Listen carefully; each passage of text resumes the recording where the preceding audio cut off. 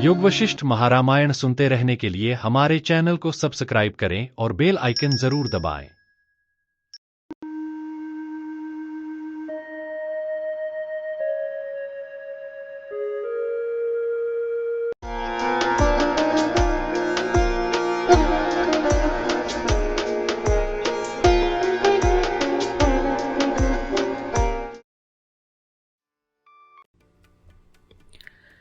सर्ग 98 योग वासिष्ठ महारामायण के उत्पत्ति प्रकरण में मन के स्वरूप और उसकी चिकित्सा को समझाने का विस्तार है। यहाँ महर्षि वशिष्ठ ने श्री रामचंद्र जी को चित्त के स्वरूप, उसकी उत्पत्ति और उसकी निवृत्ति को समझाने के लिए चित्ताख्यान का वर्णन किया है। चित्त को आत्मा में समाहित करना ही उसकी मुक्ति का उपाय है। वासना रहित चित्त शुद्ध हो जाता है और इसके शुद्ध होने पर मन कल्पनाहीन होकर आत्मा स्वरूप को प्राप्त करता है।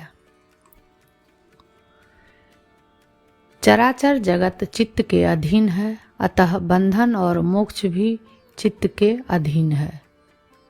एक विशाल वन का वर्णन किया गया है जिसमें अनेक भयंकर पुरुष अपने ही ऊपर प्रहार करते हुए दुख और भय का अनुभव करते हैं।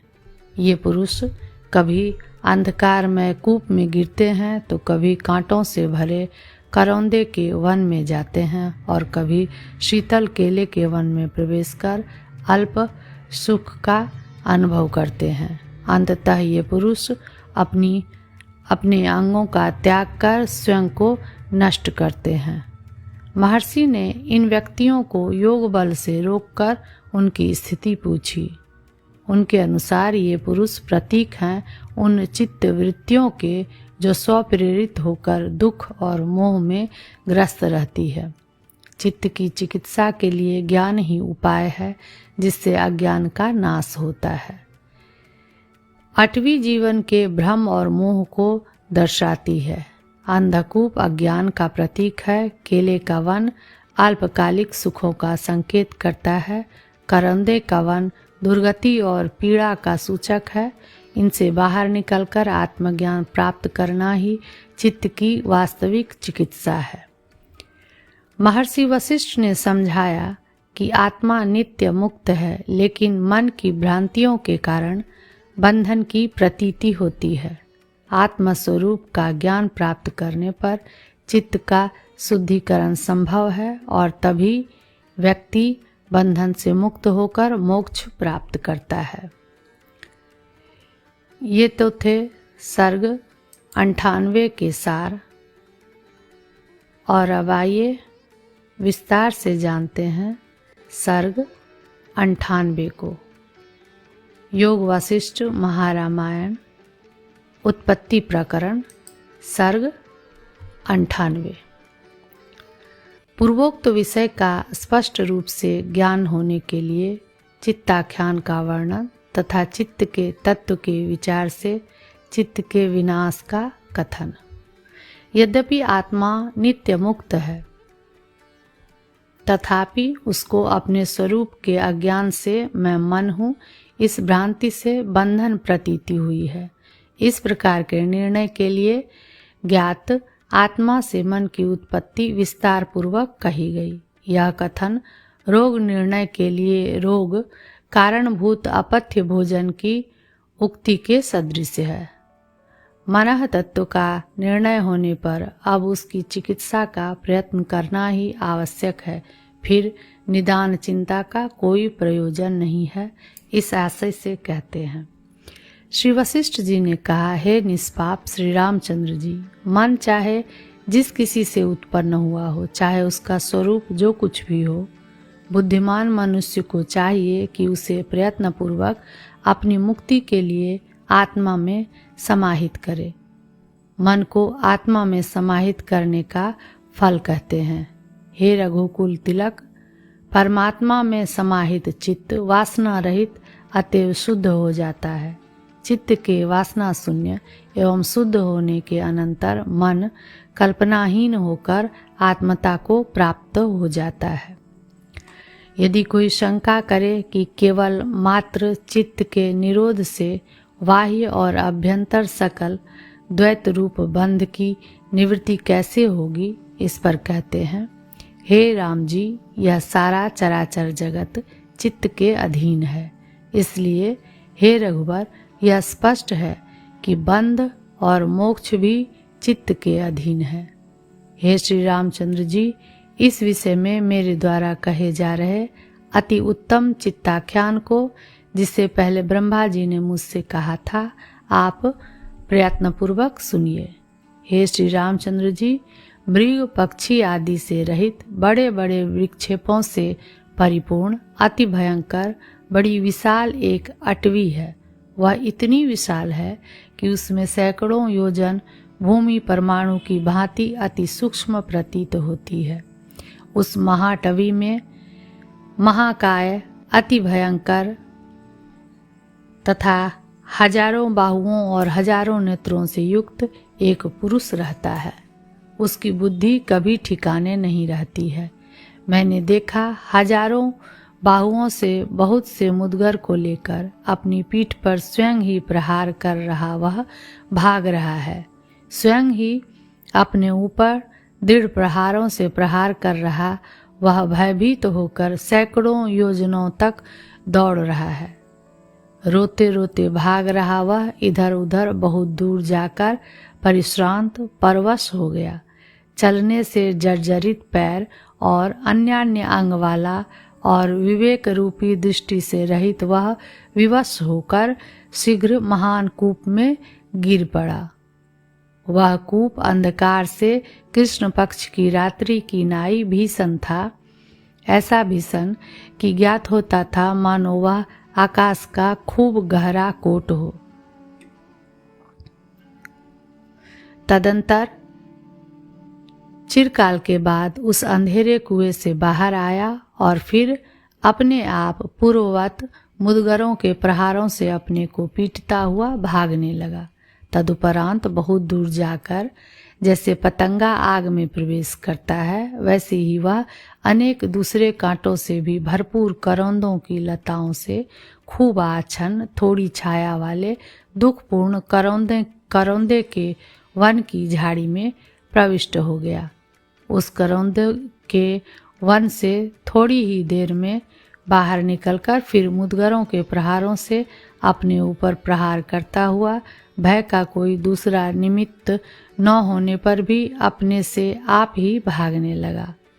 फिर बहुत दूर जाकर चंद्रमा की किरणों के समान शीतल बड़े मनोहर केले के वन में बड़ा प्रसन्न हुआ सा प्रविष्ट हुआ। क्षण भर में उस केले के वन से बाहर निकलकर फिर अपने ऊपर अपने आप प्रहार करता हुआ दौड़ने लगा। फिर अति दूर जाकर विवेक दृष्टि से शून्य वह पुरुष, जिसके अंग प्रत्यंग जर्जरित हो गए थे, जल्दी से उसी अंधेरे कुएं में घुस गया। अंधेरे कुएं से बाहर निकलकर केले के वन में प्रविष्ट हो गया। केले के वन से गड्ढे के समान गहरे करौंदे के वन की झाड़ी में प्रविष्ट हुआ। करौंदे के वन से अंधेरे कुएं में गिरा। कुएं से निकलकर दूसरे केले के वन में प्रवेश कर रहा और अपने ऊपर स्वयं प्रहार कर रहा वह स्थित था। मैंने इस प्रकार के आचरण से युक्त उसको चिरकाल तक विवेक दृष्टि से देखकर तथा अपने योग बल से पकड़कर हठात मुहूर्त भर के लिए मार्ग में रोका और उससे पूछा, तुम कौन हो? यह अपने ऊपर प्रहार आदि किस लिए कर रहे हो? यहाँ पर तुम्हें किस वस्तु की अभिलाषा है तथा तुम क्यों व्यर्थ मोह में पड़े हो? हे श्री रघुनंदन, मेरे यूँ पूछने पर उसने कहा, हे मुनि जी, मैं कोई नहीं हूँ और मैं यह कुछ भी नहीं करता हूँ। तुमने मुझे नष्ट भ्रष्ट कर दिया है, इसलिए तुम मेरे शत्रु हो। तुमसे देखा गया मैं दुख के लिए और सुख के लिए नष्ट हुआ हूँ। ऐसा कहकर अपने विह्वल अंगों की ओर देखकर जैसे मेघ जंगल में वृष्टि करता हुआ बड़े जोर से शब्द करता है, वैसे ही भोगों से तृप्त न हुआ वह दीनहीन पुरुष भी बड़े जोर से रोने लगा। एक क्षण में वहाँ पर रोना समाप्त कर वह अपने अंगों को देखकर हंसने और गरजने लगा। अट्टहास करने के बाद उस आदमी ने मेरे सामने ही अपने उन अंगों का क्रमशः त्याग कर दिया। पहले उसका संकल्पात्मक सिर गिरा, जो कि संपूर्ण अनर्थों का मूल होने के कारण अति भीषण था। तदंतर विकल्पाशय रूपी भुजाएं गिरी। तत्पश्चात विषयाभिनिवेश रूप वक्षस्थल गिरा। उसके बाद तृष्णा रूपी उदर नष्ट हुआ। इसके पश्चात वह पुरुष उन अंगों का एक क्षण में क्रमानुसार ज्ञान से अज्ञान का बाध होता है, इस नियति शक्ति से त्याग कर कहीं जाने को तत्पर हुआ। किसी गंतव्य स्थान का निर्देश न होने के कारण वह निस्वरूप हो गया, यह समझना चाहिए। फिर मैंने एकांत में वैसे ही दूसरे पुरुष को देखा। वह भी स्वयं अपने ऊपर अपनी बड़ी स्थूल बाहुओं से स्वयं प्रहार करता हुआ भाग रहा था। पहले कुएं में गिरा, कुएं से निकलकर फिर दौड़ने लगा, फिर अंधकूप में गिरा, फिर पीड़ित होकर दौड़ा, फिर करौंदे के वन रूप गड्ढे में प्रविष्ट हुआ। तदुपरांत एक क्षण के लिए शीतल केले के वन में प्रविष्ट हुआ। कभी दुख को प्राप्त होता और कभी संतोष को प्राप्त होता हुआ वह फिर अपने ऊपर स्वयं प्रहार करता। इस प्रकार का आचरण करने वाले पुरुष को आश्चर्यपूर्वक चिरकाल तक देखकर मैंने उसे योग बल से पकड़ा और वैसे ही पूछा। उसी से वह पुरुष भी क्रमशः रो और हंसकर तथा अंगों से रहित होकर अदृश्य हो गया। तदंतर ज्ञान से अज्ञान का नाश होता है। इस नियति की शक्ति का विचार कर निस्वरूप तापत्ति को प्राप्त होने के लिए तत्पर हुआ। फिर मैंने उसी प्रकार के दूसरे पुरुष को एकांत में देखा। वह भी उन लोगों के समान स्वयं अपने ऊपर प्रहार करता हुआ दौड़ रहा था। दौड़ते दौड़ते अंधकाराच्छन्न बड़ी भारी कुएं में गिर पड़ा। उसकी प्रतीक्षा के लिए मैं वहाँ बहुत देर तक टिका रहा। जब वह बहुत समय बीतने पर भी कुएं से नहीं निकला, तब मैं चलने के लिए उठा। इतने में मुझे फिर वैसा ही दूसरा पुरुष दिखाई दिया, फिर भी उसी के आकार का था वह और वैसे ही कुएं आदि में गिर रहा था। उसे झटपट योग बल से पकड़कर मैंने उससे पूछा, हे कमल नयन श्री रामचंद्र जी। उन्हीं के समान उसने भी मेरे प्रश्न को कुछ नहीं समझा। वह मूढ़, हे पापी, हे दुष्ट ब्राह्मण, तुम कुछ नहीं जानते हो, ऐसा मुझसे कहकर अपने कार्य में तत्पर होकर चला गया। इसके बाद उस महाअरण्य में विचरण कर रहे मैंने बहुत से वैसे दोषकारी पुरुषों को देखा। उनमें कुछ तो मेरे द्वारा प्रबोधित होकर स्वप्न भ्रम की नाई पूर्वोक्त स्वरूप नाश रूप उपशम को प्राप्त हुए। कुछ लोगों ने मेरे उपदेश की शव के शरीर के समान उपेक्षा और घृणा की, और कोई लोग अंधकूप में गिरकर फिर उनसे बाहर निकले। कोई शीतल केले के वन से बहुत समय बीतने पर भी बाहर नहीं निकले, यानी वहीं ज्ञान प्राप्त कर मुक्त हो गए। कोई विशाल करौंदे के वन के गुल्म में दीर्घ काल तक छिपे रहे। काम्य धर्मों में तत्पर कोई पुरुष कहीं पर भी स्थिरता को प्राप्त नहीं होते हैं। हे रघुकुल दीप, इस प्रकार की वह विस्तृत महाटवी आज भी विद्यमान है, जिसमें इस प्रकार वे पुरुष स्थित हैं। आपसे सब व्यवहार वाली वह महाटवी आपने देखी है। हे श्री राम जी, बुद्धि रूपी सार वस्तु के अप्रोढ़ होने के कारण आपको उसका स्मरण नहीं होता। उक्त महाटवी यद्यपि बड़ी भयंकर, विविध प्रकार के कांटों से परिपूर्ण, निविड़ अंधकार से व्याप्त और घोर है, तथापि अधिकारी द्विजाति आदि जन्म में साधन संपत्ति रूप सुख पाकर भी अभाग्यवश जिन्हें परमात्मा बोध नहीं हुआ, ऐसे लोग विषयासक्ति से उसका फूलों से परिपूर्ण उद्यान वाटिका के समान सेवन करते हैं। 98वां सर्ग समाप्त।